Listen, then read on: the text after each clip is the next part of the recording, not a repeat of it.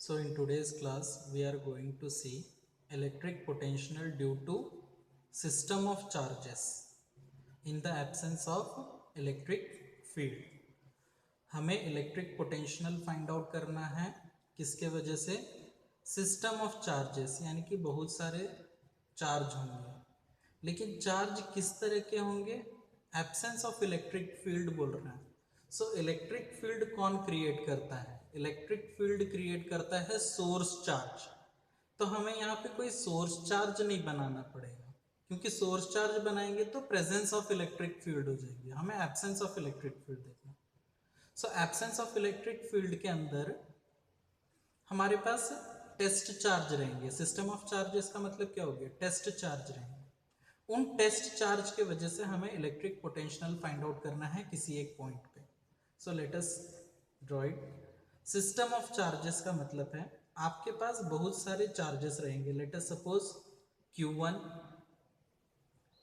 Q2, इसी तरह से Q3 अप टू बहुत सारे चार्ज समझ लेते हैं Qn। सो आपके पास सिस्टम ऑफ चार्जेस हो चुके हुए हैं। ये कैसे चार्ज हैं, टेस्ट चार्ज है। अगर हम सोर्स चार्ज लेते तो प्रेजेंस ऑफ इलेक्ट्रिक फील्ड होता, तो हम सोर्स चार्ज कैपिटल Q नहीं लेंगे इस समय पे, जब एब्सेंस ऑफ इलेक्ट्रिक फील्ड बोला जाएगा तब। अब इन सभी टेस्ट चार्ज के वजह से आपको फाइंड आउट करना है क्या, इलेक्ट्रिक पोटेंशियल। सो सभी सिस्टम ऑफ चार्जेस के वजह से हम किसी एक पॉइंट पे क्या करेंगे, किसी एक पॉइंट P पे इलेक्ट्रिक पोटेंशियल फाइंड आउट करेंगे। इसके लिए सबसे पहले हमें क्या देखना पड़ेगा कि पॉइंट P Q1 से कितने डिस्टेंस पे, Q2 से कितने डिस्टेंस पे है, पॉइंट P Q3 कितने डिस्टेंस पे, अप टू Q1 कितने डिस्टेंस पे है पॉइंट P से। सो सभी के बीच में हम एक लाइन ड्रॉ कर लेते हैं, ये Q1 तक, ये Q2 डिस्टेंस, ये Q3 डिस्टेंस पॉइंट P का, और ये Qn वाला डिस्टेंस पॉइंट P का। लेट अस सपोज इस डिस्टेंस को नाम दे देते हैं R1। Q1 डिस्टेंस पे है कितने, R1 के, किससे, P से। इसको डिस्टेंस दे देते हैं R2, इसको डिस्टेंस दे देते हैं R3, और इसको डिस्टेंस दे देते हैं Rn। इसका मतलब क्या हो गया कि Q1 पॉइंट P से कितने डिस्टेंस पे है, R1 डिस्टेंस पे, Q2 पॉइंट P से कितने डिस्टेंस पे है, R2, Q3 कितने डिस्टेंस पे है पॉइंट P से, R3 डिस्टेंस पे है, Qn कितने डिस्टेंस पे है, Rn डिस्टेंस पे है पॉइंट P से। अब हम क्या करेंगे, Q1 के वजह से पोटेंशियल फाइंड आउट करेंगे एट पॉइंट P। पोटेंशियल का सभी को फॉर्मूला पता है, potential is equal to 1/4 pi epsilon naught charge divided by distance.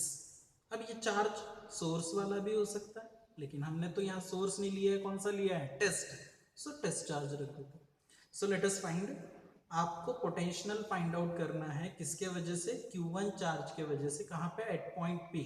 So formula will be 1/4 pi epsilon naught, charge कौन है, Q1, डिवाइडेड बाय कितने डिस्टेंस पे है पॉइंट P से, R1 डिस्टेंस पे। Let us suppose equation number 1। अब आपको किसके वजह से फाइंड आउट करना है, पोटेंशियल Q2 के वजह से फाइंड आउट करना है, कहाँ पे, एट पॉइंट P, जो कि कितने डिस्टेंस पे, R2। So 1/4 pi epsilon naught due to Q2 divided by distance R2, equation number 2। इसी तरह से हम कर सकते हैं किसके लिए, Q3 के लिए। Q3 is equal to 1/4 pi epsilon naught Q3 divided by R3, equation number 3।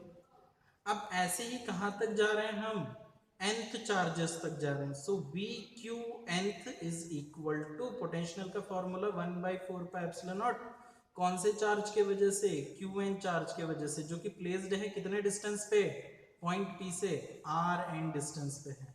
इसको हम इक्वेशन नंबर लास्ट तक समझ लेते हैं। अब Q1 का पता चल गया पॉइंट P पे पोटेंशियल कितना है, Q2 का पोटेंशियल पॉइंट P पे कितना है, Q3 का पोटेंशियल पॉइंट P पे कितना है, पता लग गया। लेकिन इन सभी के इस सभी चार्ज के वजह टोटल पोटेंशियल कितना आया हुआ है पॉइंट P पे, उसलिए हम क्या करेंगे, इसको हम क्या कर देंगे, ऐड कर देंगे। So net potential at point P is equal to, net के लिए हम क्या करेंगे, इन सभी को ऐड कर देते हैं। सभी को ऐड करने से पहले देखिए सभी में कॉमन क्या है, 1/4 पाई एप्सिलॉन नॉट, कॉमन बाहर निकाल लेते हैं, 1/4 पाई एप्सिलॉन नॉट और रिमेनिंग टर्म क्या कौन से बच गए, इन सभी को हम ऐड कर देते हैं, Q1 divided by R1 plus Q2 divided by R2 plus Q3 divided by R3 up to plus Qn divided by Rn। ये आपका नेट पोटेंशियल मिल चुका हुआ है एट पॉइंट P पे due to system of charges in the absence of an electric field.